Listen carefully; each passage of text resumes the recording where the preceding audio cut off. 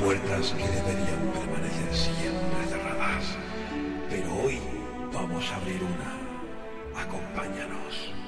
Encendamos la luz y borremos las sombras para siempre.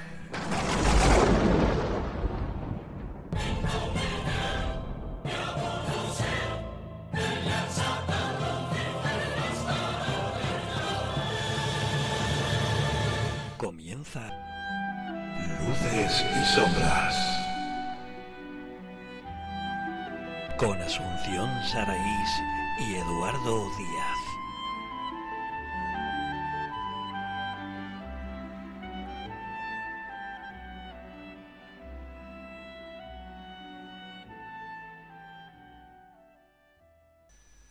Muy buenas tardes a todos nuestros seguidores, un día más con todos ustedes para traerles noticias o temas controvertidos o que por lo menos a nosotros nos han llamado la atención.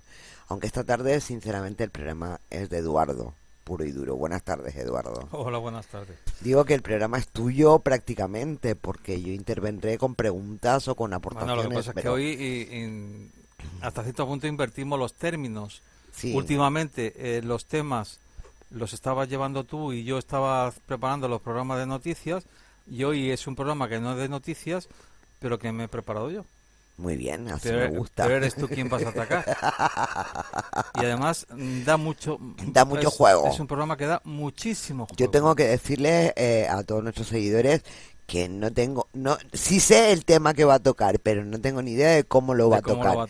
Con lo cual, bueno, sí, aquí pueden saltar muchas sorpresas. Que además, eso ya lo hemos comentado en algún programa anterior, y es verdad, es que para intentar mantener la tensión y conseguir, pues bueno, o sea, que lo mismo que nosotros nos sorprendemos y que quizás de esta manera incluso se nos ocurren cuestiones o quizás abres puertas que de otra manera no lo conseguías hacer, creemos que de esta manera también es quizás más fácil, entre comillas, con todo lo difícil que es conectar con el que está al otro lado de, pues bueno, sí, de la radio, del MP3 o del dispositivo que esté utilizando para escucharnos. Sí, efectivamente.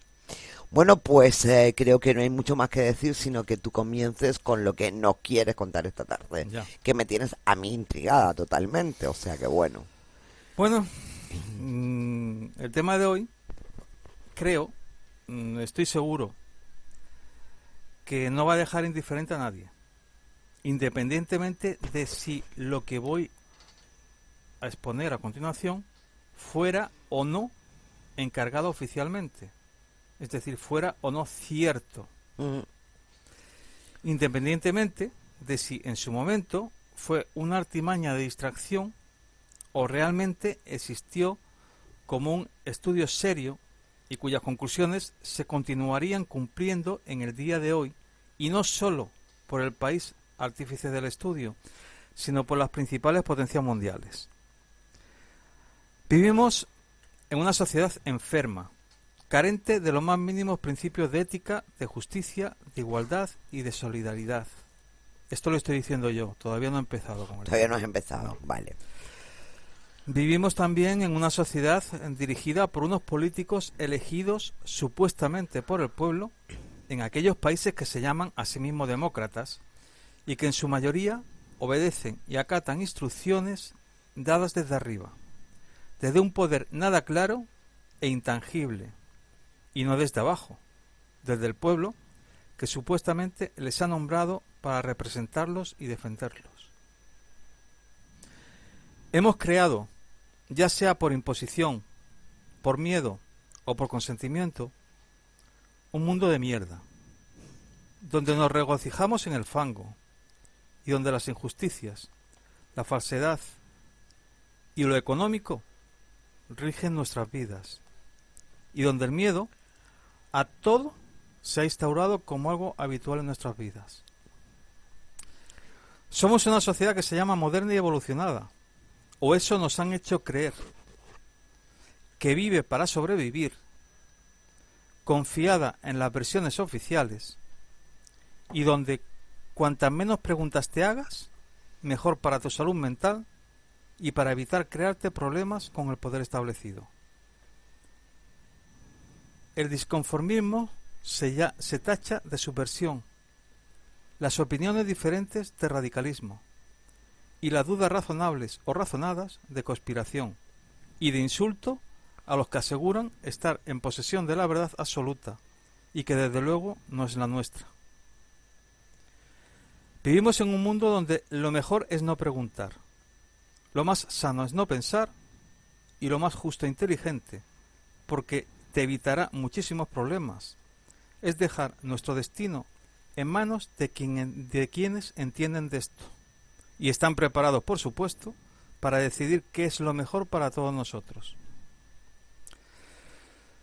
Ya sé que habrá quien se pregunte por qué esta carga de pesimismo y de derrota, cuando siempre he dicho que estoy convencido que para todo hay una solución si de verdad lo queremos. Y sigo pensándolo, eso no ha cambiado. Pero solo con pensamientos no se soluciona nada. Si a continuación damos la vuelta y seguimos regodeándonos en nuestras miserias, porque nos han mentalizado a que esto es lo menos malo que podemos conseguir. Hoy vamos a tratar un tema que oficialmente fue tachado en su día como una falsificación realizada por un grupo de graciosos en el año 1967. Pero que si admitimos mínimamente la posibilidad de que no se trate de una broma, independientemente de que también hay indicios razonables, por no decir pruebas que demostrarían su veracidad, nos encontraremos posiblemente con la sorpresa de que el mundo de hoy, nuestra sociedad de ahora mismo, parece el resultado de haber cumplido aquel estudio y haber seguido sus consejos paso por paso. A partir de ahora voy a poner la versión extraoficial. Extraoficial. La oficial es que era una broma. Vale. Y como sueles decir tú, que cada cual saque sus propias conclusiones. Bueno, pues si te parece, vamos a empezar de verdad. Sí. En 1961, la administración Kennedy ordena un estudio clasificado Top Secret para determinar los problemas con los que se enfrentarían los Estados Unidos y el mundo en general si el mundo en su conjunto pasara de una era de guerras a una edad de paz estable y permanente. Ajá. Eso era en el año 61. En el año 1963, la selección de especialistas había sido realizada. El grupo final consistiría en 15 expertos en varias disciplinas académicas seleccionados por su experiencia en sus respectivos campos. Este grupo de expertos o de altos mandatarios se reunieron en unas instalaciones antiatómicas situadas bajo una montaña en el estado de Michigan y cuyo refugio se conocía como Iron Mountain. Y fue este el nombre que me sonaba, que se le puso al informe. Informe Iron Mountain. Bueno, después de diversas reuniones, a finales de marzo de 1966, que había habido bastantes cambios políticos, sobre todo en Estados Unidos, quedó redactado el informe final, destinado a funcionarios gubernamentales de alto rango. Esta versión extraoficial asegura que es un documento publicado originalmente en 1966, supuestamente por el Hudson Institute, un laboratorio de ideas o instituto de investigación sin ánimo de lucro, fundado en 1961 y mantenido por las contribuciones de corporaciones como Eli Lilly and Company, Monsanto, DuPont, Dow Elanco, Sandoz, Ciba-Geigy, ConAgra, Cargill y Procter & Gamble, a solicitud del entonces secretario de Defensa Robert McNamara, miembro del Consejo de Relaciones Exteriores y expresidente del Banco Mundial. Y aquí voy a a echarme hacia atrás. Curioso los que estaban metidos en todo las empresas, esto. Bueno, sí, las empresas que he nombrado. Porque unas son muy conocidas y otras quizás no tanto, por lo menos para mí no lo eran tanto. O sea, las empresas que estaban detrás de este instituto sin ánimo de lucro, de investigación sin ánimo de lucro... Y perdona, me vas a perdonar, pero viendo a los conocidos de esta institución sin ánimo de lucro, no creo que fuera sin ánimo de lucro, pero bueno. Por un lado, Eli Lilly and Company es una de las más grandes empresas internacionales farmacéuticas de origen norteamericano. Actualmente la compañía tiene más de 40.000 empleados en 143 países y tiene varias plantas de producción por todo el mundo. Ya. Monsanto. Farmacéuticas, claro. Multinacional estadounidense, productora de agroquímicos y biotecnología destinados a la agricultura. Líder mundial en ingeniería genética de semillas y en la producción de herbicidas. El más famoso de ellos, el famoso glifosato, comercializado bajo la marca Roundup. Además, también no podemos olvidar que Monsanto, en el año 2016, compró Bayer, lo que supone la formación de un gigante impresionante en plan agroquímico. Por otro lado, tenemos también que nombrado a DuPont. Es una empresa multinacional de origen estadounidense dedicada fundamentalmente a varias ramas industriales de la química, que actualmente cuenta con unas 64.000 empleados en todo el mundo, siendo una de las más grandes empresas de químicas del planeta. Novartis, que esta es una empresa que no la he nombrado, es una empresa multinacional que se dedica a la industria farmacéutica y bacteriológica,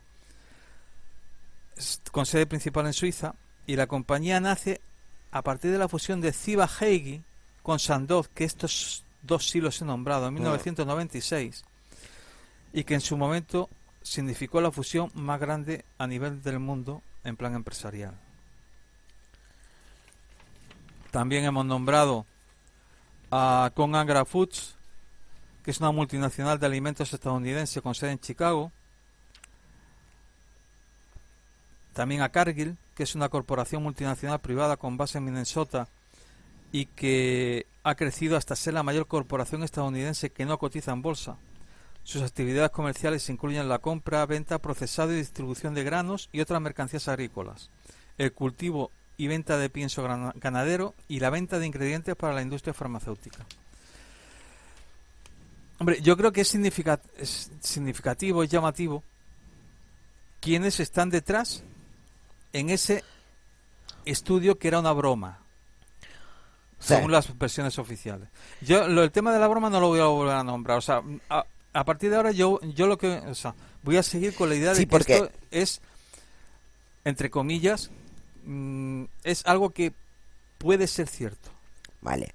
Es que, vamos a ver, para tratarse de una broma, implicaron a corporaciones de también, muy alto standing. Vale, pero que también se puede argumentar que es que o sea, estas empresas que figuran en el informe pues también eran falsas. Lo que pasa es que son empresas que existen en realidad. Exactamente. Y meter a esas empresas en una broma, a eso voy, exactamente. Decir que Monsanto o que Bayer o que DuPont o que Novartis y tal no existen es un poco... Entonces, bueno, en 1966 sale a la luz este estudio,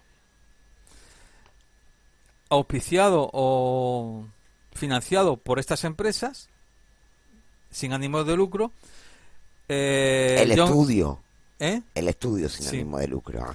El John Fitzgerald Kennedy, que es quien lo encarga, ya ha muerto. Le ha sustituido su vicepresidente, Lyndon Johnson, que según sale el estudio, da la orden de que el informe no fuese nunca publicado, debido a la naturaleza de las conclusiones a las que se habían llegado. Claro. Pero en ese momento, en esos años, entre los que en su momento le dieron credibilidad, hubo varios periodistas del New York Times. Este medio llegó a insinuar que uno de los autores del informe era el conocido y famoso economista John Kenneth Galbraith. Galbraith jamás desmintió la versión. Vale. Pero eso sí, se supone o se dice que escribió bajo el seudónimo de Herschel McLandress algo que, o sea, llegó a escribir lo siguiente bajo un seudónimo. Sí. Pondría mi prestigio personal detrás de la autenticidad de sus conclusiones, las del estudio. Yeah. Mis reservas solo se relacionan con la conveniencia de darlas a conocer a un público que obviamente no está en condiciones de interpretarlo. Claro, es decir, lo que está diciendo es que esto realmente no es una broma, Pero las conclusiones a las que hemos llegado no las puede conocer la gente. No está preparada para conocerlas. No está preparada, vale. Pero, curiosamente, el informe se vuelve a publicar en 1996, 30 años después, por Leonard Levin, de Free Press de Nueva York, quien decía que él mismo había sido el autor y trataba de tranquilizar a la población, como que era una broma. Vale, es decir, alguien que es Free Press, o sea, como si fuera freelance, saca a colación ese informe, pero dice que lo ha redactado a él, como en plan de tranquilos, no pasa nada, esto ha sido una cosa mía. Sí. Vale. Bueno, y ya metiéndonos con el tema, según este informe, la guerra constituye el principal eje vertebrador de las sociedades modernas. La guerra. Sí. Desempeñando una serie de funciones militares, pero sobre todo no militares, como serían las económicas, políticas, sociales, culturales, científicas o ecológicas. Todas ellas indispensables para la estabilidad y supervivencia. De ahí entonces me cuadra ahora porque entre los supuestos patrocinadores de todo esto estaban farmacéuticas, estaban temas relacionados con química, con el tema de granos, con, en fin, agroquímicos. Biotecnología. Vale. Bueno, los autores del informe consideran necesario un análisis riguroso de estas funciones y de los posibles sustitutos de la guerra para decidir si es viable y conveniente instaurar un estado de paz permanente en el que se mantenga el equilibrio social. Qué fuerte. Asimismo definen el equilibrio social como la existencia necesaria de clases con una clase pobre siempre en lo más bajo y una clase alta siempre en lo más alto. Ya. El informe parte de la base de que para mantener la estabilidad política, económica, sociológica, etc., es absolutamente necesaria una amenaza. Esta amenaza debe de ser creíble, que genere el mayor nivel de miedo y terror, diciendo literalmente, el enemigo alternativo debe implicar una amenaza de destrucción lo más inmediata, tangible y directamente percibida. En el informe se dan múltiples razones en diferentes campos, por las cuales la guerra es imprescindible y necesaria para el mantenimiento de la sociedad, destacando entre ellas, por ejemplo, las funciones económicas. La producción de armas de destrucción masiva siempre se ha visto asociada con el desperdicio económico, dice el informe. El término es peyorativo, dado que implica una incapacidad funcional, pero ninguna actividad humana puede considerarse justificadamente como un desperdicio si logra sus objetivos contextuales. Ya. Vale. También dicen, por ejemplo, la guerra ha brindado tanto a las sociedades antiguas como a las modernas un sistema confiable para estabilizar y controlar las economías nacionales. La producción bélica tiene un efecto sólidamente estimulante más allá de sí misma. Está claro. Lejos de constituir un drenaje desperdicial sobre la economía, el gasto de guerra, si es considerado pragmáticamente, constituye un factor de efectos consistentemente positivos sobre el aumento del Producto Nacional Bruto y sobre la productividad individual. Es evidente. Sí. Vamos a ver, es evidente, la guerra genera puestos de trabajo. Exactamente, genera puestos de trabajo. Otra cosa es lo que quita. Claro, pero además lo vamos a ir viendo que es lo que quita. Claro, pero viéndolo desde ese punto de vista, evidentemente es favorable. Sí. También dice... Perdona, hay una cosa que me llamó la atención de lo primero que dijiste, y era que el objetivo era crear terror. Sí. Y crear un terror lo suficientemente importante como para que la gente se sintiera ¿cómo se dice? Amenazada, exactamente. Pero ¿hasta qué punto? Porque excepto en los países donde evidentemente la guerra, por desgracia, es un status quo, por decirlo de alguna manera, al resto de la población de otros lugares, realmente estamos tan hechos a que nos hablen de guerras en un sitio y de guerras en el otro, que ya por desgracia no hacemos caso. Eso lo vamos a ir viendo. Vale, lo vamos a ir viendo. Vale, Yo, me he adelantado. de todas maneras, porque esto está claro que no sale aquí tal como lo voy a decir. Ya. Pero, por ejemplo, o sea, simplemente, o sea, ¿qué sucede el 11 de septiembre del año 2001? Vale, estamos hablando de otra cosa. Vale. ¿Qué se crea ahí? Sí, genera miedo y terror, realmente. Y además, a nivel de Estados Unidos, que en ese momento es la mayor potencia a nivel mundial, sí. Bélicamente, y crea el hecho de que le ataquen en todos los países, de que le ataquen, entre comillas, de que ataquen precisamente a la mayor potencia mundial, genera miedo. Sí, te doy la razón. Y cambian un montón de cosas, sí, claro, a partir de ese día. Claro. Entonces, bueno, o sea, siguiendo con el tema económico, o sea, con las funciones económicas de la guerra, también se dice que sí se puede describir a las sociedades industriales modernas como aquellas que han desarrollado la capacidad para producir más de lo que se requiere para su supervivencia económica, sin considerar las equidades en la distribución de los bienes dentro de las mismas. Yeah. Entonces, el gasto militar puede definirse como el único contrapeso con suficiente inercia como para estabilizar el desarrollo de las economías.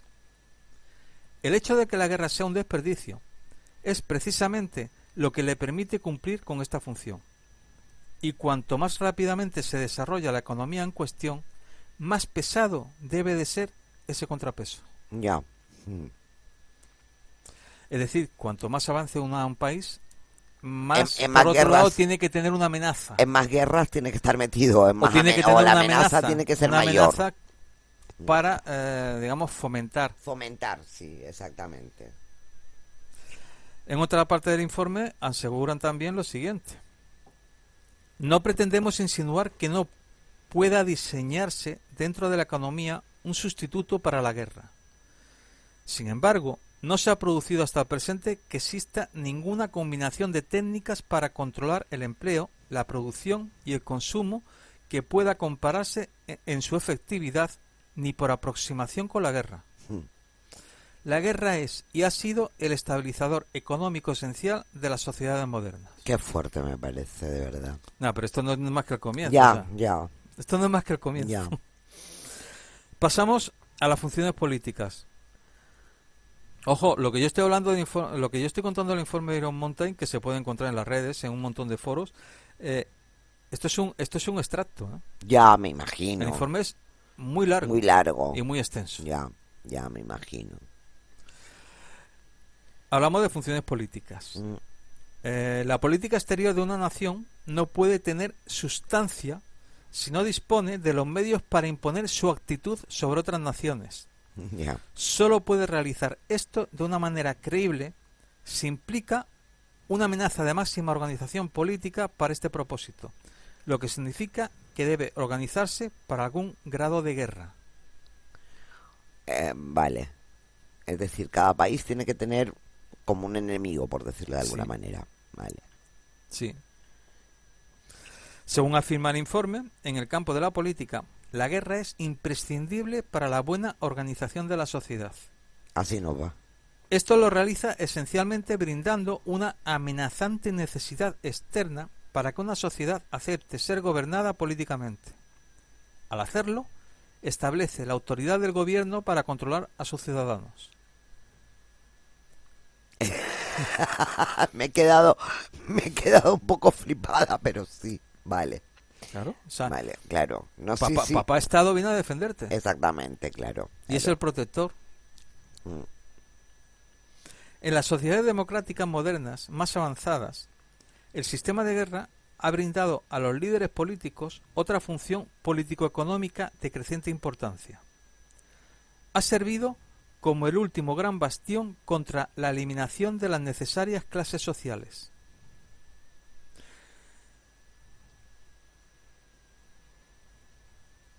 A medida que la productividad económica aumenta hasta lograr niveles más y más por encima de la subsistencia mínima, se torna crecientemente difícil para una sociedad mantener patrones de distribución que aseguren la existencia de, y pone entre comillas, cortadores de leña y acarreadores de agua.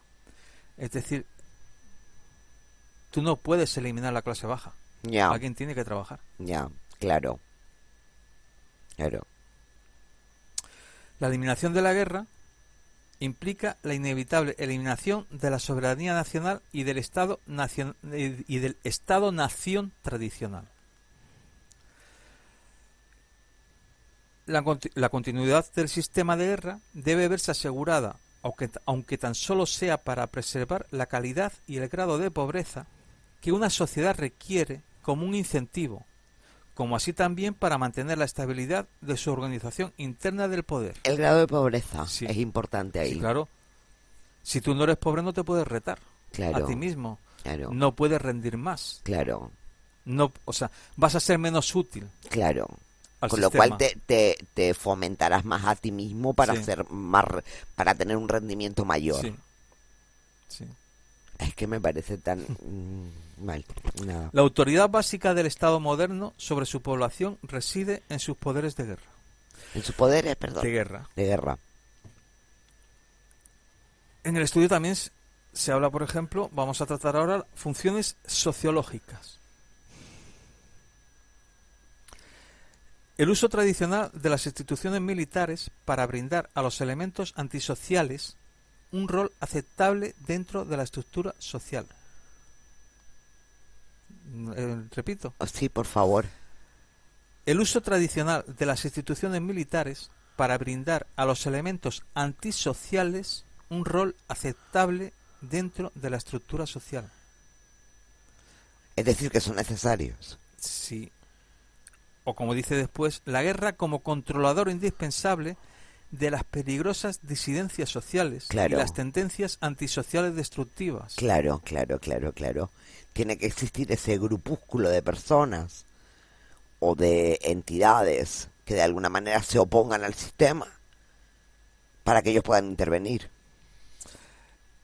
Pero no solamente eso, es que en la guerra o la amenaza de guerra o la creación de un determinado cuerpo de élite, un cuerpo X, sobre todo pensando en Estados Unidos, que es quien en principio hace este informe.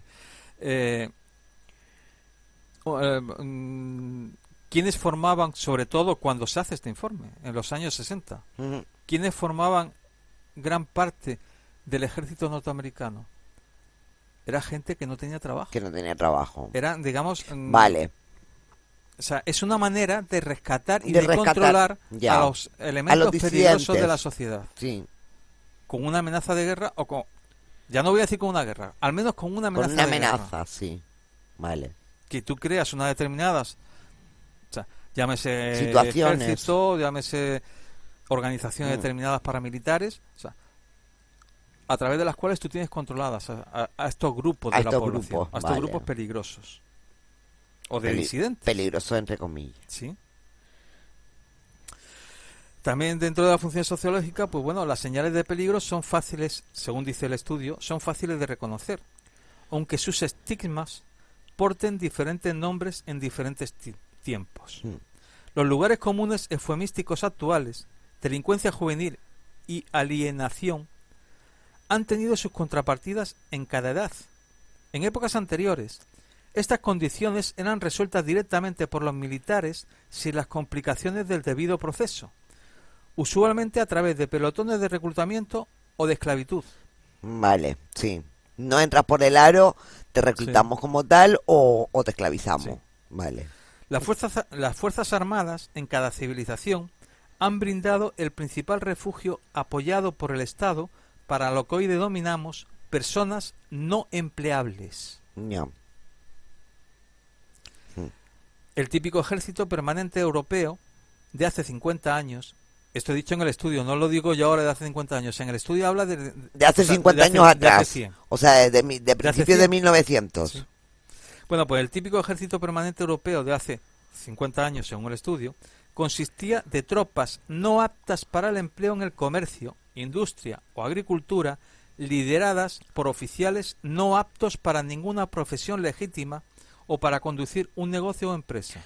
Eso según decían ellos. Sí. Ya. Según asegura el informe Iron Mountain, este sistema de conscripción podría ser utilizado como medio para mejorar el nivel cultural de los sectores pobres. Ya. Vale. Dentro de las funciones sociológicas también está, por decirlo de alguna manera, el despertar el sentido patriota.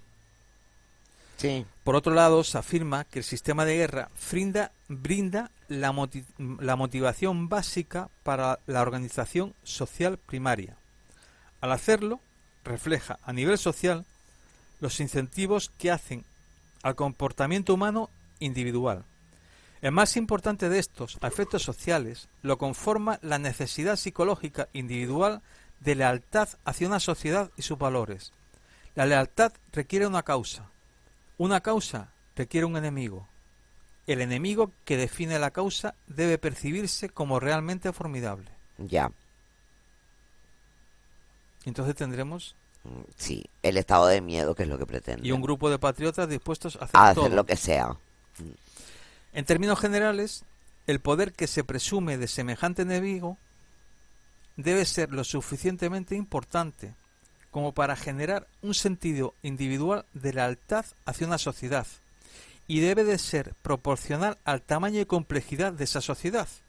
Hoy en día, por supuesto, ese poder debe de ser de una magnitud y terror sin precedentes. Sin precedentes. Estamos hablando de hace 50 años. En ese momento, imagínate ahora. Ya lo catalogaban que había que crear... un terror sin precedentes. Sí. Yo no creo que este informe sea falso, pero bueno. Y si es falso, vaya churro que tuvieron los que gastaron la broma. Ya. Porque vamos. Bueno, pues siguiendo en las funciones sociológicas, de los patrones de comportamiento humano, puede concluirse que la credibilidad en un enemigo social requiere simultáneamente un alistamiento para responderle en forma proporcional a la amenaza que representa. Claro.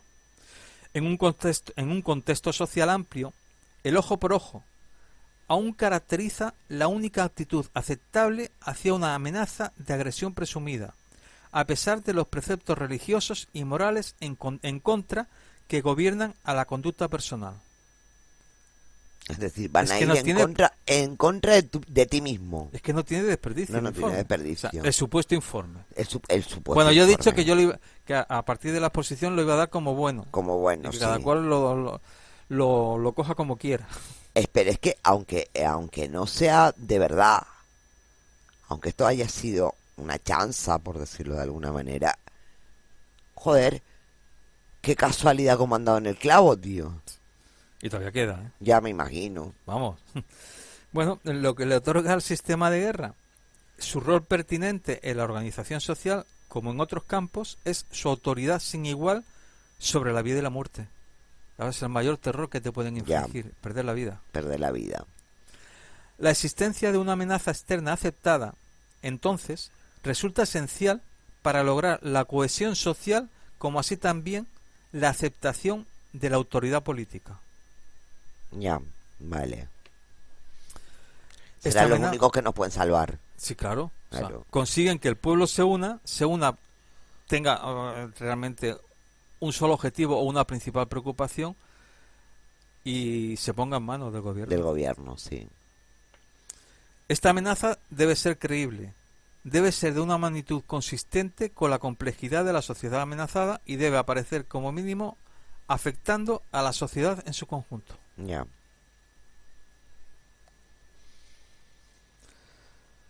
Pasamos a funciones ecológicas. Ecológicas. Sí. La guerra ha sido el principal mecanismo evolutivo. Perdona, y reitero que estamos hablando de 1966. Sí. No de ahora. No de ahora. Cuando la ecología está en auge y todo ese tipo de historias, sí, vale. Sí. La guerra ha sido el principal mecanismo evolutivo para mantener un equilibrio ecológico satisfactorio entre la población humana bruta y los recursos disponibles para su supervivencia. Ya. Para conjurar a los inevitables ciclos históricos de insuficientes recursos en materia de alimentos, el hombre posneolítico destruye a los miembros excedentes de su propia especie a través de la guerra organizada. Claro. Es supervivencia. Todos estos sobran, carguémonos lo que tenemos que sobrevivir. Sí. Las tasas actuales de crecimiento poblacional, agudizado por la amenaza ambiental de productos químicos y otros contaminantes, bien podrían crear una nueva crisis de insuficiencia. En caso de resultar así, seguramente será de una magnitud global sin precedentes y no meramente regional o temporaria. Yeah. Los métodos convencionales de guerra seguramente resultarán inadecuados en este caso, para reducir el tamaño de la población consumidora a un nivel consistente con la supervivencia de la especie. Claro. ¿Para qué queremos tanques o camiones si tenemos el glifosato o tenemos los chemtrails o tenemos todo este tipo de historias? No. Han nombrado a Monsanto, una de tantas. Exactamente. De tantas que se supone que estaban detrás del informe. Exactamente, por eso. La eficiencia de los métodos modernos de destrucción masiva, aun si su uso, repito, la eficiencia de los métodos modernos de destrucción masiva, estamos hablando del año 1966, sí. Aun si su uso no es requerido para hacer frente a la crisis democrática mundial, ofrecen paradójicamente la primera oportunidad en la historia de la humanidad de frenar los efectos genéticos regresivos en la selección natural a través de la guerra. Es que no me queda más que reírme porque y después o me río o me echa a llorar. Vamos a ver, y después se juzga a Hitler. Sí, por ejemplo. Pasa es que estos eran como más... Hombre, vamos a ver, Hitler ya no era solamente un informe. Exactamente, era algo... Exacto, vale. Sí, un informe y lo que puede conllevar este informe por detrás. Pero todo lo que puede vamos a ver, pero lo que está claro, y creo que no has contado de la misa a la mitad, lo que está claro es que si esto es verdad, es un plan muy bien establecido desde hace mucho tiempo. Desde hace más de 50 años. De momento como informe. Exactamente. Otra cosa es lo que hubiera antes de eso. Sí. Porque yo creo que este informe lo que plasma es una especie como de guía para la humanidad. Ahora, vamos a... Si esto... Partiendo de la base de que esto puede ser cierto. Si alguien en un momento determinado, un presidente de un gobierno, además, un presidente como John Fitzgerald Kennedy, que es el que hace la consulta, él no la ve porque muere antes de que... Sí. Pero bueno, o sea, quien lo ve es su sucesor. O sea, hace una consulta, un estudio en profundidad con un grupo selecto de especialistas. No, las empresas esas que tanto te han llamado la atención, a mí lo de las empresas se supone que son las que están detrás digamos, de quien financia económicamente ese estudio. Pero en este estudio se supone que hacen una selección, parece ser que de 15 personas, digamos, entre cargos de élite en plan político y estudiosos, o sea, y científicos, o sea, crack en cada una de sus ramas. Sí. ¿Sabes quién me falta ahí? ¿Quién? Entre todos estos que tú has nombrado, falta alguien muy especial. Me falta el Vaticano. Ah, bueno. Detrás de todo esto también. Lo que pasa es que, claro, estamos hablando de Estados Unidos. Entonces, bueno, siguiendo con el tema, estamos en el tema ambiental, ecológico. Otra tendencia ecológica secundaria sobre el crecimiento demográfico proyectado es el efecto regresivo de ciertos avances médicos. ¿Regresivo? Sí, claro, para estos objetivos. Sí, claro. La peste, por ejemplo, ya no resulta más un factor importante en el control poblacional. El problema del aumento en la expectativa de vida se ha visto agravado. Estos adelantos también presentan un problema potencialmente más siniestro en el sentido de que las características genéticas que previamente se autoliquidaban ahora pueden ser mantenidas clínicamente. Claro. No interesa.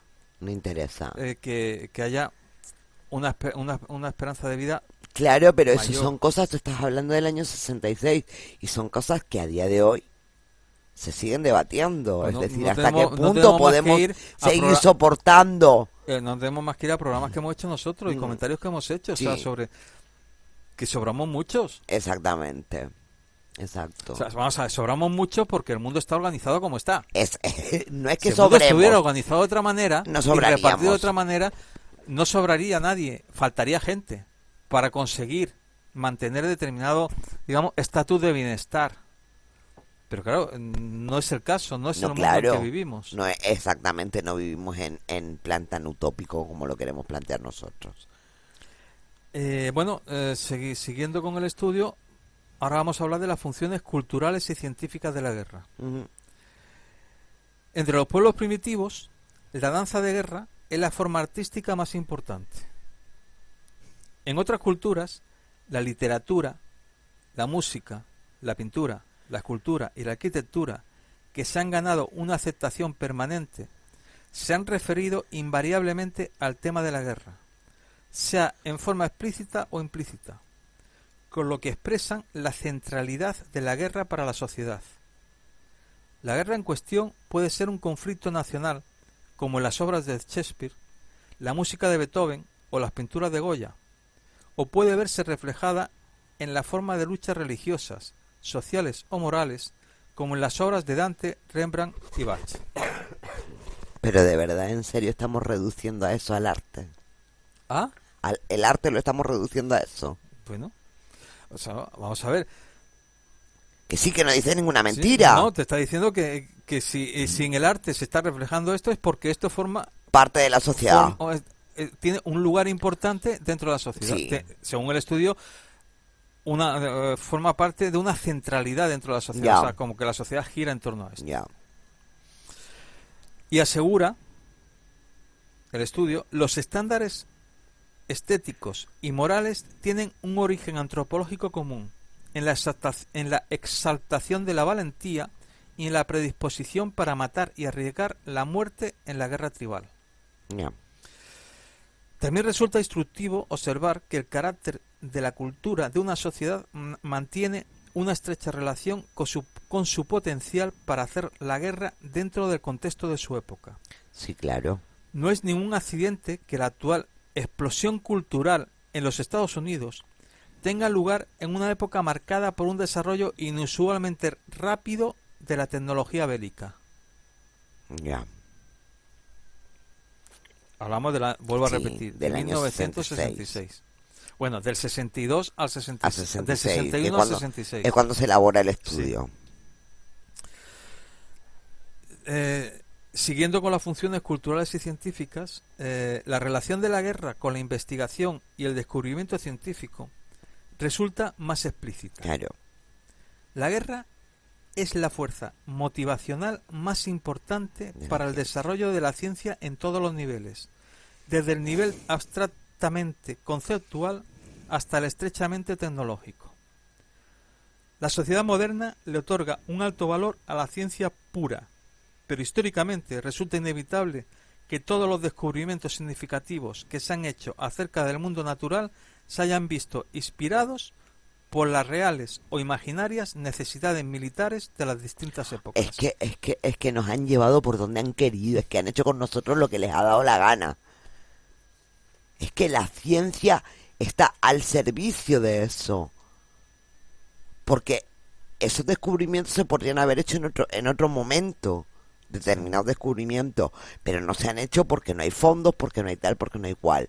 Sí. En el momento en que tú necesitas tirar de esa ciencia porque te interesa en ese momento por un conflicto bélico, entonces sí hay fondos suficientes. Claro, además son fondos de esos, que eso también lo vamos a ver más adelante, son fondos de esos que nadie controla. Claro. Porque ¿cuántas veces nos hemos preguntado que cómo es posible que, por ejemplo, Estados Unidos, y siempre ponemos a Estados Unidos porque como ejemplo, porque vamos a ver, nos guste o no nos guste, por lo menos nosotros, en el país donde vivimos, España, está dentro del bloque, lo que se llama bloque occidental, y puestos a elegir. Y digo esto a elegir porque últimamente parece ser que la relación entre Estados Unidos y Europa están un poco tensas con la política de Trump. Sí, pero bueno, fuera de eso, siempre hemos estado alineados en ese bando, vamos a decir, frente al bando encabezado por Rusia, que últimamente también está China. Y bueno, países que periódicamente van saliendo también a la palestra como grandes potencias mundiales,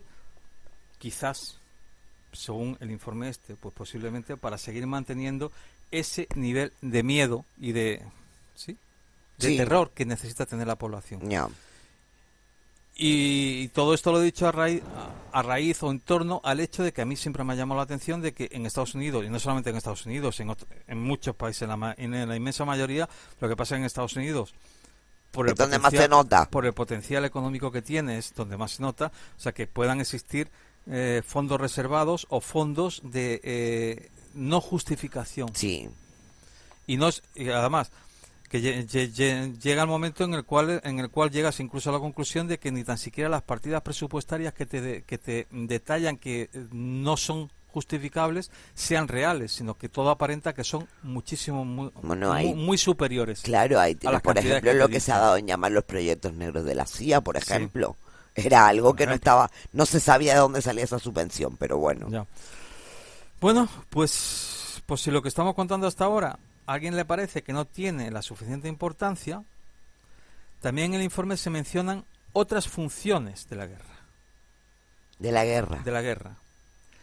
La guerra como un factor de liberación social general. Esta es una función psicológica que sirve las mismas funciones para la sociedad que las vacaciones, la celebración y la orgía para el individuo. O sea, está comparando la guerra con eso. Sí. La liberación y redistribución de tensiones indiferenciadas. La guerra brinda el necesario periódico reajuste de los estándares de comportamiento social y permite disipar el aburrimiento general. ¿En serio? O sea, contra el aburrimiento de la guerra. Bueno. Simplificando mucho. Sí, hombre, mucho. Mucho. Pero que sí, que es una manera de, claro, vamos a ver. Sí, de espolear a la gente para que esté activa, para que esté... muchos de los problemas que normalmente tienes desaparecen porque tú centralizas toda tu atención ahí. Ya. También habla de la guerra como estabilizador generacional. Permite a las generaciones más viejas, que se van deteriorando físicamente, mantener una cuota de control sobre la generación más joven, destruyéndola si es preciso. ¿A qué te ha gustado? Sí, me ha gustado, me he quedado así. Explícamelo por qué. No, es que yo te puedo repetir lo que he dicho. Sí. Explicártelo como tú dices, que cada cual saca su conclusión. Nos dice que la guerra como estabilizador generacional. Sí, permite a las generaciones más viejas, que se van deteriorando físicamente, mantener una cuota de control sobre la generación más joven, destruyéndola si es preciso. Yo simplemente hago una pregunta. Sí. ¿Quiénes declaran las guerras? ¿Son los chavales de 20 años que están en la universidad? Está claro que no. Vale. Bueno. También entre otras tantas funciones, nos habla de clarificador ideológico. ¿Por qué? No puede haber más que dos lados en una guerra. Sí, claro. O eres blanco o eres negro. O estás en un lado o estás en otro. O estás en un lado o estás en otro, no hay otra. Y además habla como base de entendimiento internacional. Antes del desarrollo de las comunicaciones modernas, los requerimientos estratégicos de la guerra brindaban el único incentivo sustancial para el enriquecimiento de una cultura nacional con los logros de otra. Aunque esto aún sea el caso en muchas relaciones internacionales, esta función se encamina hacia la obsolescencia, está claro, y con las nuevas tecnologías... Es que era lo que iba a decir, exactamente. Esto como que ya no está demasiado vigente. No. Pero bueno, hace ya 50 años ellos ya detectaban que esto se estaba acabando, esa parte por lo menos, vale. Bueno, y vamos a cambiar de tercio. Vale. Vamos a hablar de los sustitutos de la guerra, los posibles sustitutos de la guerra. Por lo menos lo contemplan. Bueno. No sabemos lo que es peor, ¿no? El informe afirma que si el sistema de la guerra como tal desapareciese, se deberían crear instituciones sustitutas capaces de satisfacer las necesidades sociales de las funciones no militares resueltas por la guerra. Ya. Lo que hablábamos antes de funciones sociales, ecológicas, políticas, etcétera.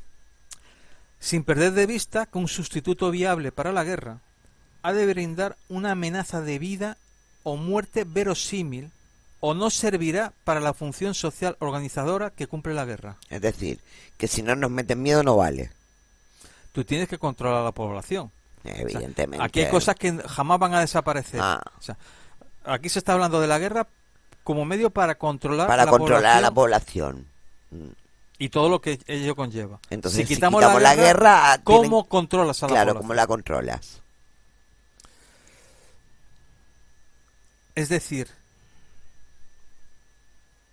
que lo que tú quites, la amenaza que tú pongas en lugar de la guerra, ha de ser de una magnitud y terror sin precedentes, como si fuera la guerra. Sí. Bueno, de hecho ahora en lugar de la guerra tenemos, que no es que no tengamos guerras, que seguimos teniéndolas, pero tenemos el terrorismo, por ejemplo. Sí. Y si no, los 25 fines del mundo que vamos viendo vale. Día a día, pero bueno. Eso además sin contar todo lo que ha sucedido en Oriente Medio, norte de África, que al final qué va a pasar con Corea del Norte, Corea del Sur y Estados Unidos, que parecía que se iban a dar poco menos de repente todo se calla, todo se tranquiliza. Y ahora ya están todos echándose para atrás. La supuesta guerra fría que se ha vuelto a levantar entre Rusia y Estados Unidos. Y estamos. Sí, son momentos que se van encadenando unos con otros. Que no llegan a nada, pero generan el miedo de la población. Entonces, bueno, dentro de los sustitutos de la guerra, aquí empieza a analizar por sectores. Nos dice, sustitutos económicos. Una economía tan avanzada y compleja como la nuestra, y ojo al dato. Estamos hablando de 1966. Sí. Y ojo a lo que plantean, Una economía tan avanzada y compleja como la nuestra requiere de la destrucción anual planificada de no menos del 10% del Producto Nacional Bruto, si ha de cumplir con su función estabilizadora. O sea que para estabilizar. Es que tú no puedes permitir que todo el mundo sea rico. Que todo el mundo tenga un acceso a... Exactamente. Tiene que haber clases. Claro. Vale, entonces ese sustituto tiene que llevar como consecuencia esto como mínimo. Además, aquí se aconseja crear o buscar fuentes de ingreso económicos no controlados que sustituyan a los beneficios obtenidos por la guerra. Ya, vale. Es decir, tú vas a seguir recibiendo beneficios de otros lados, de otras historias, pero partes. Se tiene que callar la boca. Que nadie se lo controle, claro. Un programa integral de acción social, por ejemplo, dirigido hacia la máxima mejora de las condiciones generales de la vida humana. Por ejemplo. Es algo que es muy difícil de controlar económicamente. Sí, aparte de que es como muy vago el término. Entonces, bueno, ahí pueden ir destinados miles de millones de euros o de dólares. Sí. O, por ejemplo, un sistema de inspección de desarme permanente. ¡Ojo! Eso sí que es verdad que no se lo creen. Sistema de inspección de desarme permanente. ¿Cuántas comisiones de desarme se han hecho? Muchísimas. En Irán, en Irak. Muchísimas. Con el tema de la energía. O sea, los controladores en plan de energía nuclear. Bueno, vuelvo a repetir. Un sistema de inspección de desarme permanente, ritualizado y ultra elaborado, y variantes de semejante sistema. La organización de mecanismos de inspección podría ser ritualizada de una forma similar a lo que ocurre con los procesos militares establecidos. No habría dificultad en inflar el presupuesto para tales inspecciones hasta una escala militar. Claro. Otro sustitutivo económico que ha sido propuesto en el informe consiste en una serie de gigantescos programas de investigación espacial. Estos ya han demostrado su utilidad en una escala más modesta dentro de la economía militar. En aquel momento, claro. Pero ahora... Lo que se ha insinuado, aunque aún no se ha propuesto de manera explícita, es que se lleva a cabo el desarrollo de una secuencia a largo plazo de proyectos de investigación espacial con objetivos básicamente no logrables. No logrables, claro. Este tipo de programa puede ofrecer varias ventajas que faltan en el modelo de bienestar social. Vale. Qué fuerte me parece. Me parece muy fuerte, de verdad. Cambiamos de tercio. Vale. Habíamos hablado de los sustitutivos, lo último que habíamos hablado era sustitutivos económicos, ahora vamos a ir a los políticos. Ah, eso es interesante. Ya hemos señalado que el fin de la guerra significa el fin de la soberanía nacional y, consecuentemente, el fin del concepto de nación como lo conocemos hoy en día.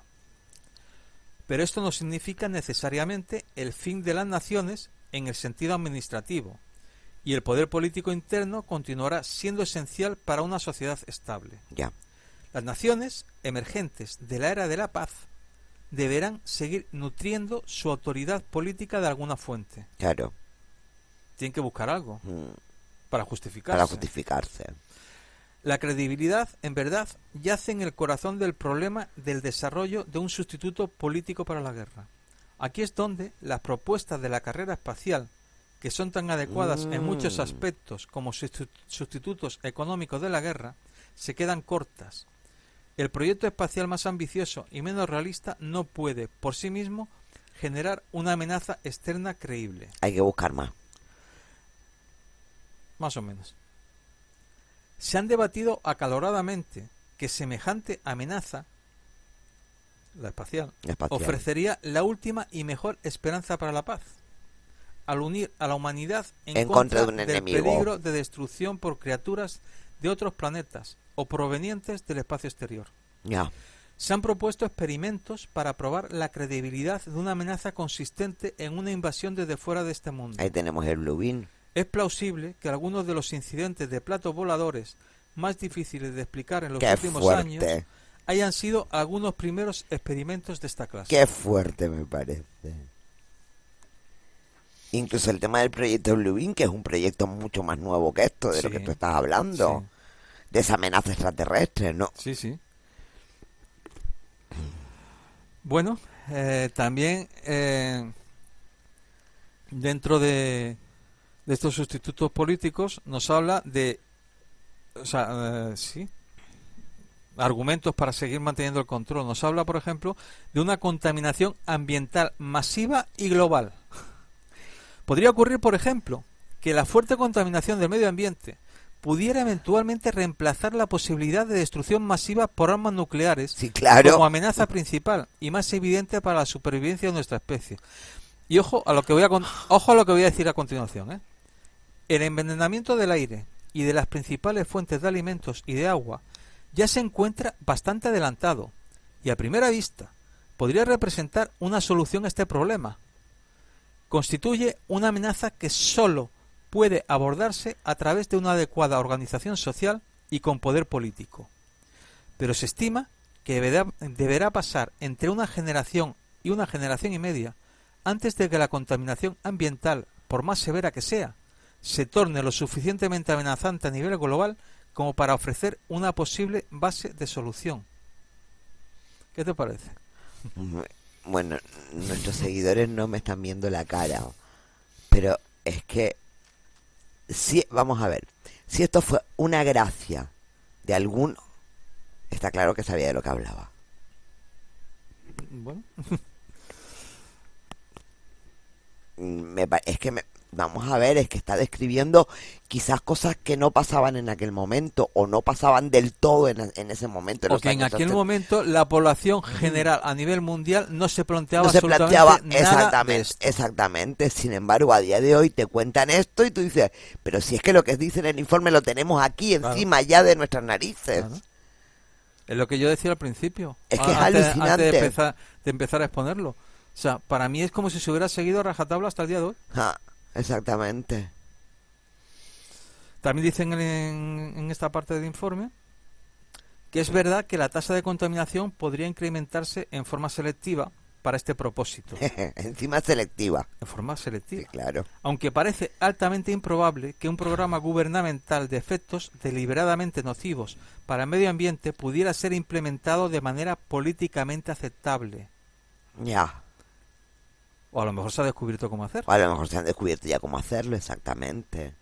En aquel momento todavía no lo sabían, Pero a día de hoy ya lo saben. A lo mejor se puede hacer a través de los chemtrails. Por ejemplo. Aunque esto políticamente no está reconocido. Chemtrails, ingeniería, todo este tipo de historias. Pero bueno, es el control del medio ambiente y es la contaminación del medio ambiente. Nos vamos ahora a otro apartado, sustitutos sociológicos. Vale. De las muchas funciones de la guerra que hemos considerado conveniente agrupar bajo esta clasificación, 2 resultan críticas. En un mundo de paz, la continuada estabilidad de la sociedad requerirá, por un lado, un sustituto efectivo de las instituciones militares que pueda neutralizar los elementos sociales desestabilizantes. Y por otro lado, un sustituto motivacional para la guerra que resulte creíble y que pueda asegurar la cohesión social. El primero es un elemento esencial de control social. El segundo es un mecanismo básico para adaptar las motivaciones humanas individuales a los requerimientos de la sociedad. Para todo esto, hay que crear una serie de funciones dentro de estos sustitutos sociológicos, como por ejemplo funciones de control. Programas generalmente derivados del modelo Peace Corps o Cuerpos de Paz, agencia independiente de Estados Unidos fundada en 1961 con el fin de promover la paz mundial. Otro posible sustituto para el control de enemigos potenciales de la sociedad lo conforma la reintroducción de alguna manera consistente con la tecnología y los procesos políticos modernos de la esclavitud. Eso era lo que te iba a decir. Hasta ahora esto ha sido sugerido solamente en obras de ficción, particularmente los trabajos de Wells, Huxley, Orwell y otros involucrados en la anticipación imaginaria de la sociedad del futuro. Pero ya estamos viendo como Orwell y todos estos realmente no se equivocaban ni un ápice en todo lo que escribieron. O sea que también lo han conseguido esto. Bueno. La sociedad controlada, el gran hermano. Resulta totalmente posible que el desarrollo de una forma sofisticada de esclavitud se transforme en un requisito absoluto para lograr el control social en un mundo en paz. Claro que sí. Un mundo en paz es un mundo aborregado. Sí. Que no es que esté a favor de la guerra, sino que quiere sustituir la guerra por eso. Lavado de cerebros a través de determinados programas, implantación de microchips. Lo que sea, exactamente. El control total y absoluto que tiene sobre todos nosotros.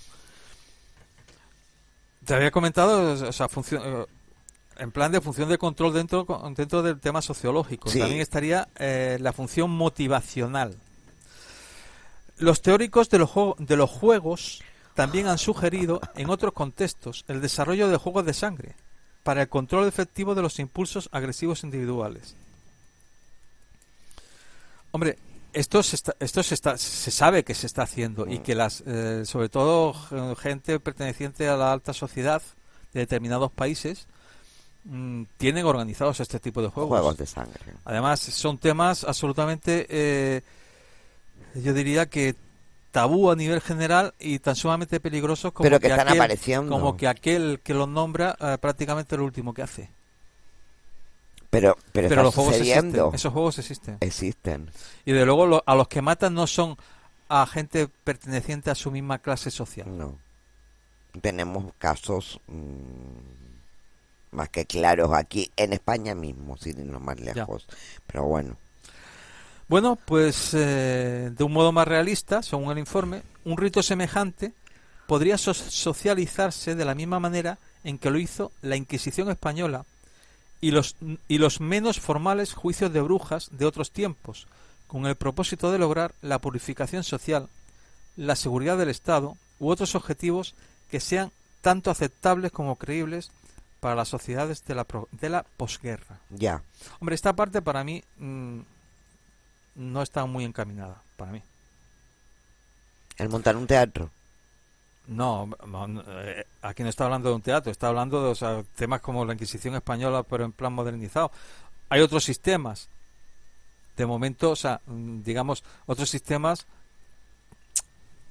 de control, pero sin meter la sangre de por medio. Ya, pero cuando yo he dicho lo de montar un teatro, me refiero a cómo la gente en general, yo no hablo de políticos o de altos dignatarios, sí. La gente en general se puede tirar encima de Pepito que ha dicho esto, Juanito que ha dicho lo otro, es una forma de demonizar, es una forma de apartarlos de la sociedad. Sí. Y y para eso nos están utilizando a nosotros mismos. Sí, por supuesto. Nosotros estamos siendo sus peones en eso. Sí. Si es que no hay más que ver, por ejemplo, cómo está... las redes sociales. Cómo están las redes sociales, cómo está el tema de la conspiración y el misterio. Por ejemplo, que nos estamos pegando de hostia, bueno, se están pegando de hostia. En líneas generales. Porque nosotros pasamos mucho de ese tipo de historias, pero sí es verdad que se están pegando de hostias entre ellos mismos. Entonces, pues bueno. Pero bueno, eso es un tema que yo creo que ya trataremos en otro momento. Y bueno, o sea, todo esto venía en el último apartado que había mencionado era los sustitutos sociológicos, ¿no? Ahora vamos a ver los sustitutos ecológicos. Ecológicos, vale. Se propone un programa integral de eugenesia aplicada. Empezamos bien. El control total de la concepción con una variante que involucre a la píldora anticonceptiva a través de la fuente de provisión de agua o de ciertos alimentos, luego contrarrestado por medio de algún antídoto controlado. Además dice que ya se encuentra bajo desarrollo. Y se supone que estaba en desarrollo por equipos experimentales de biólogos en Massachusetts, Michigan y California, así como en México y la Unión Soviética. Es decir, si no he entendido mal, se trataría de un método anticonceptivo presente en la alimentación, por decirlo de alguna manera, y que en caso de que tú quisieras o te dejaran quedarte embarazada, habría como una especie de antídoto ante lo que tú has estado tomando de los alimentos. Bueno, más o menos. Sí. Más o menos. No, sí. Vamos a ver. Lo que te viene a decir, vamos, una natalidad controlada. Sí, efectivamente. Pero no consciente para el individuo. Sí, no, evidentemente. Sino que a raíz de lo que comes puedes irte esterilizando de alguna manera para que después, bueno, si deciden que tú eres apto, que tú vales o que tú puedes o que les interesa, entonces darte, como decías tú ahí, una especie de antídoto que favoreciera el proceso de la maternidad en ese caso. Genial. Me recuerda a tantas películas de ciencia ficción. Y bueno, que ya no son ficción. Hace 50 años decían que ya estaba en desarrollo. Por eso te digo. Y bueno, vamos a ver qué conclusiones, a qué conclusiones llega el estudio.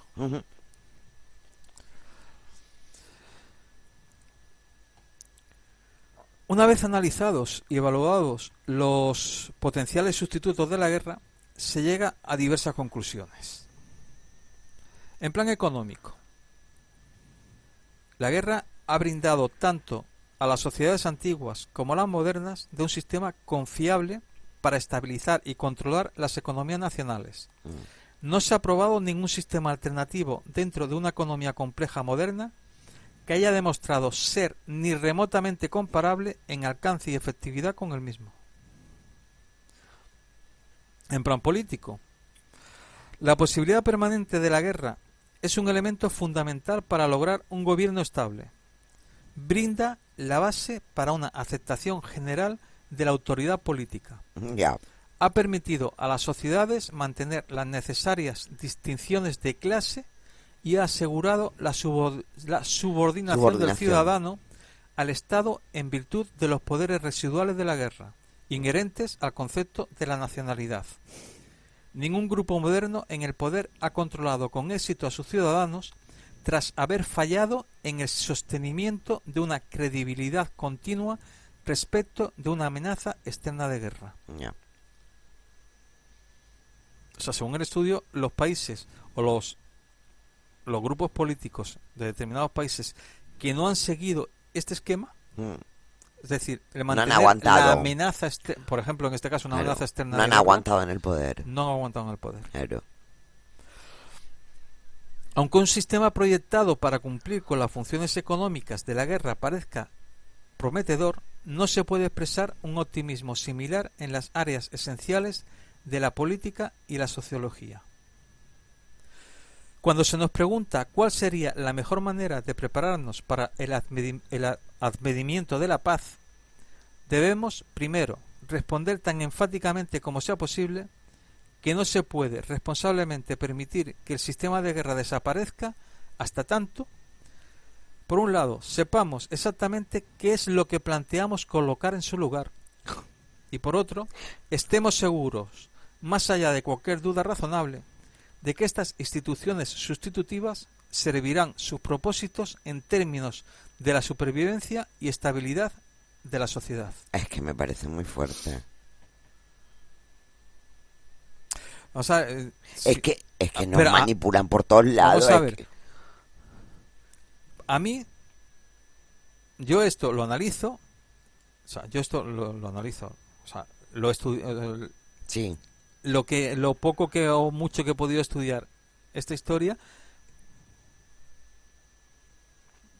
yo a una de las conclusiones que llego es que hoy en día estamos regidos, si no es por esto, es por algo muy parecido. Por algo muy parecido, sí.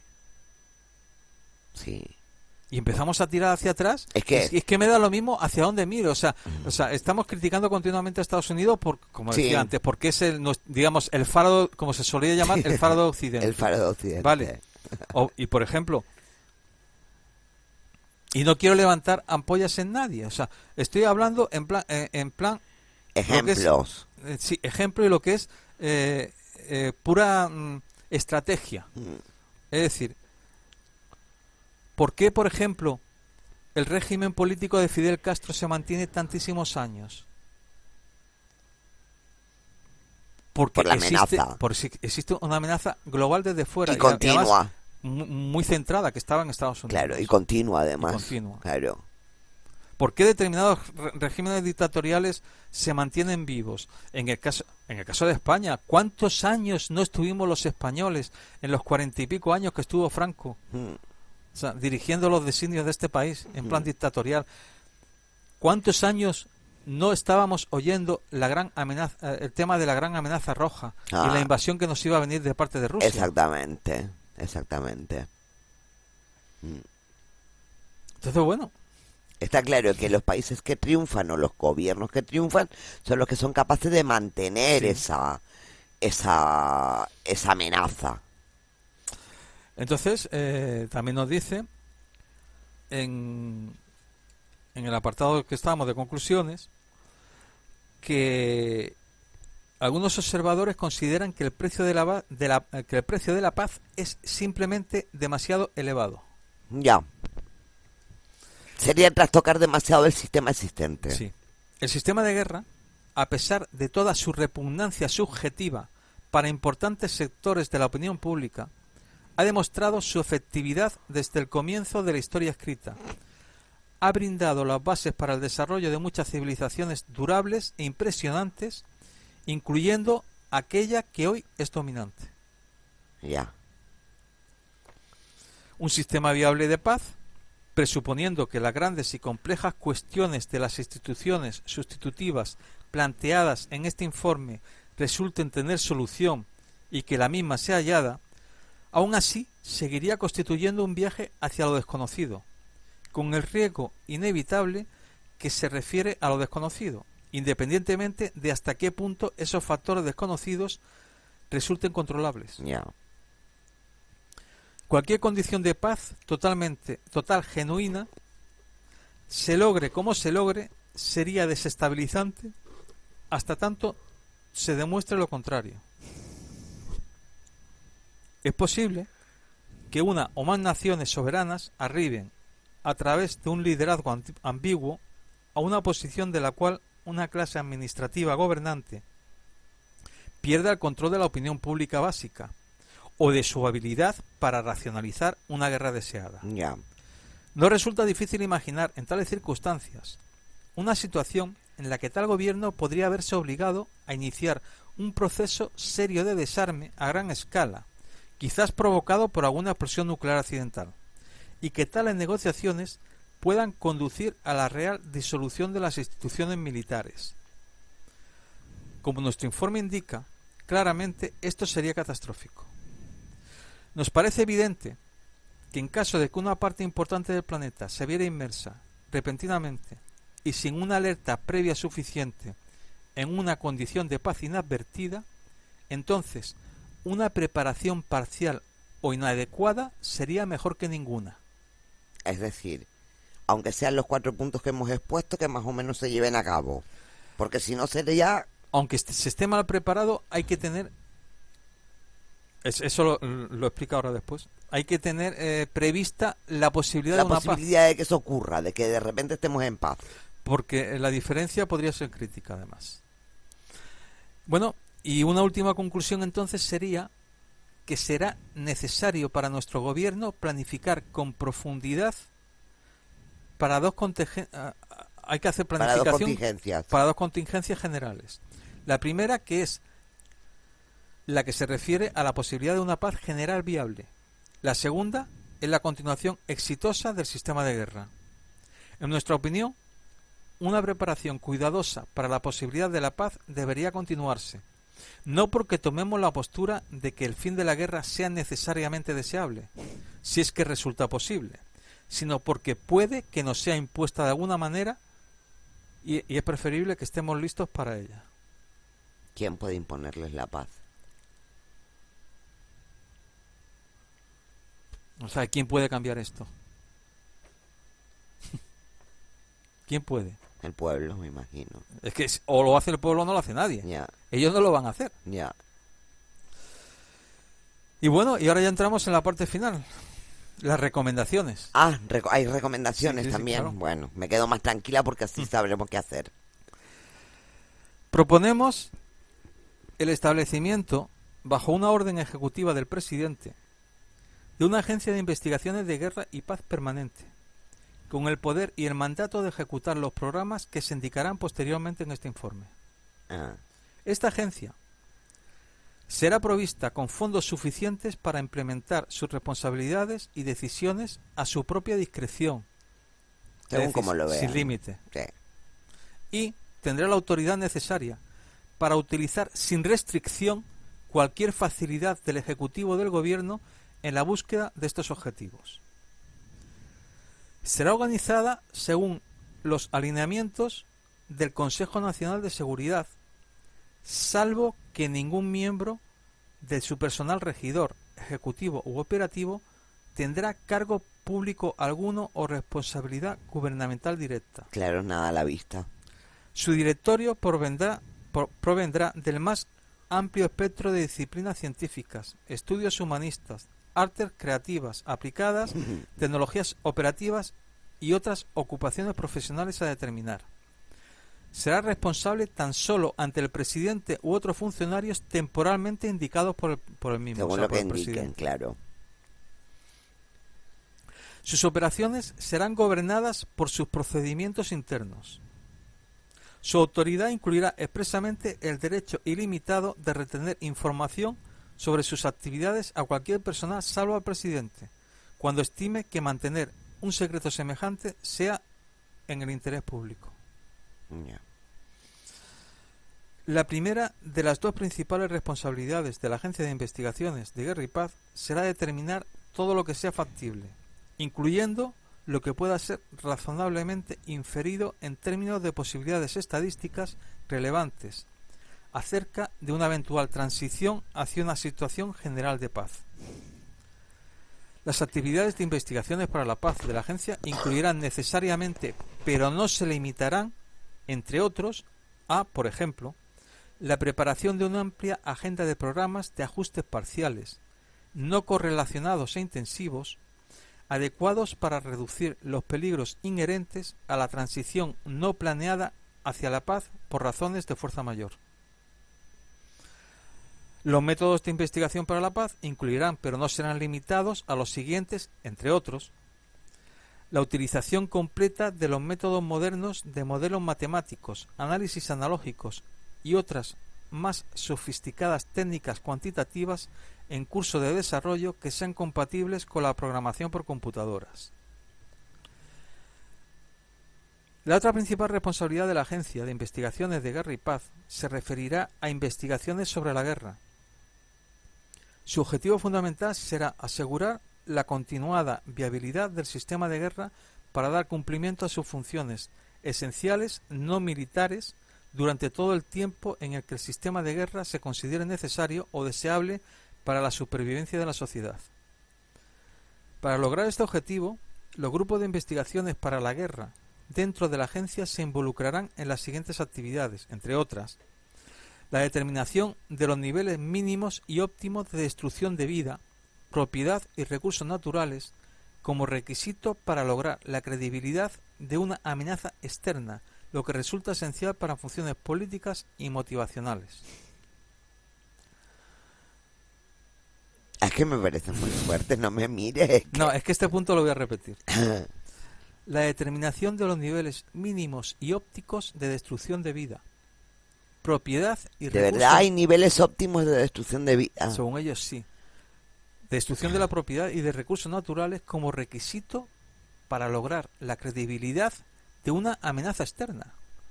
Atentados de bandera falsa, por ejemplo. Sí, por ejemplo. Lo que resulta esencial para funciones políticas y motivacionales. Dado que ambos programas de la Agencia de Investigación de la Guerra y Paz compartirán un mismo propósito, el mantener la libertad de elección del gobierno respecto de la guerra y la paz, del gobierno, ya me parecía.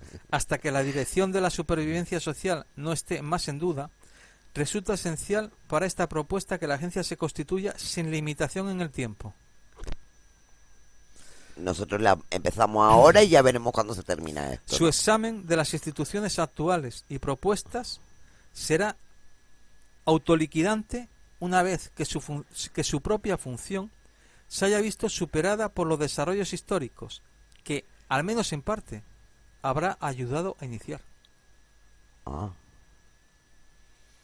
O sea, lo que plantea es que si algún día desaparece es porque sea por algo, por alguna situación X que se produce en ese momento en la historia de la humanidad. Historia, pero esa situación X ha sido provocada por ellos. Ya.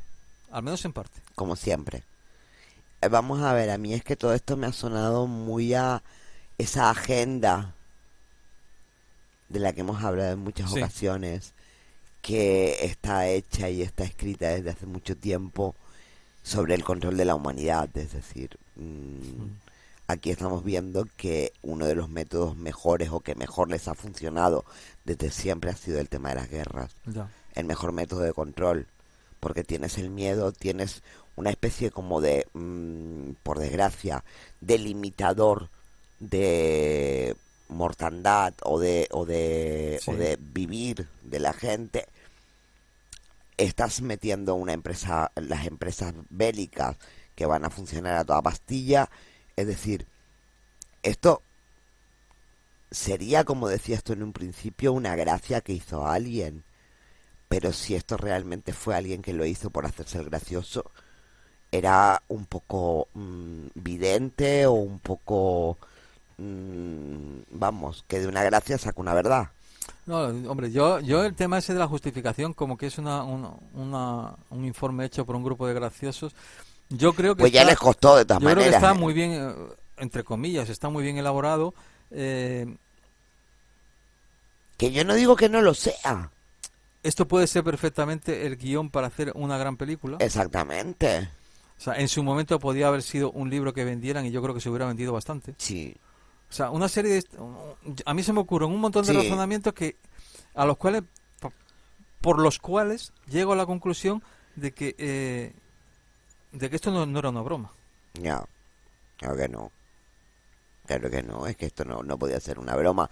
Y es que está calando, si es que estamos hablando de ecología, estamos hablando de medio ambiente, estamos hablando de cómo cuando ya los sistemas convencionales de guerra no interesan o no funcionan como deberían funcionar, vamos a darle otro tipo de historias, como puede ser la catástrofe ecológica que estamos viviendo o la catástrofe climática que estamos viviendo.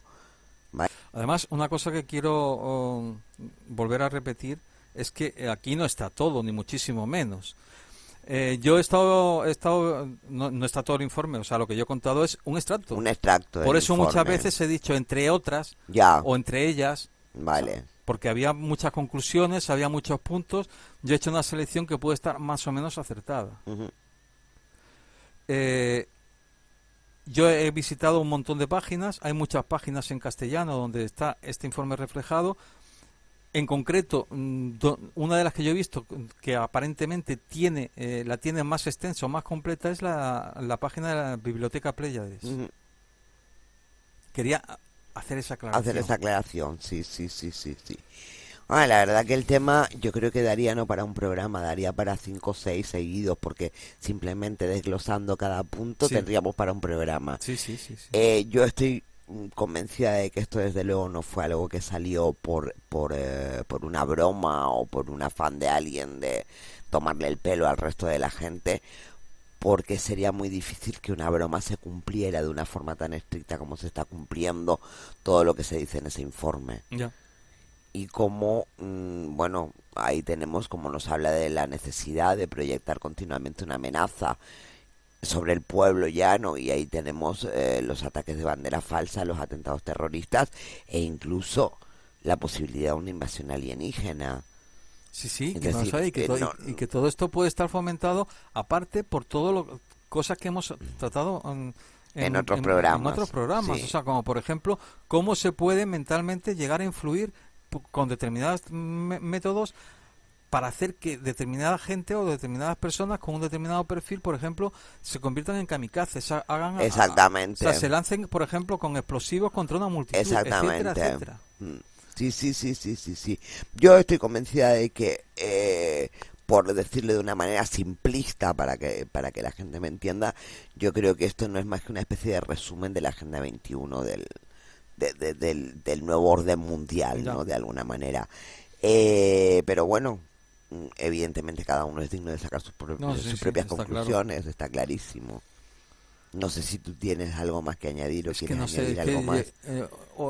Digamos, de esta nueva etapa, de la nueva etapa de Luces y Sombras, es el programa que más tiempo llevamos ya prácticamente 1 hora y media. Que esto en YouTube, por ejemplo, no es normal. No. Y es que aquí se podrían decir muchas Es que cosas, aquí podríamos estar otra hora y media más hablando de todo esto. Entonces, bueno, yo creo que lo podemos dejar de alguna manera como tema pendiente para retomar en otro momento. ¿Qué opinan los oyentes? A ver qué les parece. A ver qué les parece. ¿Hasta qué punto le dan credibilidad o no se la dan? Efectivamente. Bueno, a lo mejor nos descubren cosas que nosotros no hemos visto, no sé. No lo sé, es complicado, pero bueno. Pues Eduardo, si no tienes nada más que contarnos esta tarde, no, en principio no me queda sino darte las gracias por el curro que te has pegado esta vez con, ya sabes, que con el tema de, que como siempre ha sido un placer, de este informe. Y como no, darle las gracias a todos ustedes por seguirnos y por estar ahí. Y me despido diciéndoles lo que les digo siempre, que no nos crean a nosotros, que busquen, que indaguen, que se documenten, que lean y que a partir de ahí saquen ustedes sus propias conclusiones. Que sean ustedes muy felices y hasta una próxima edición de Luces y Sombras.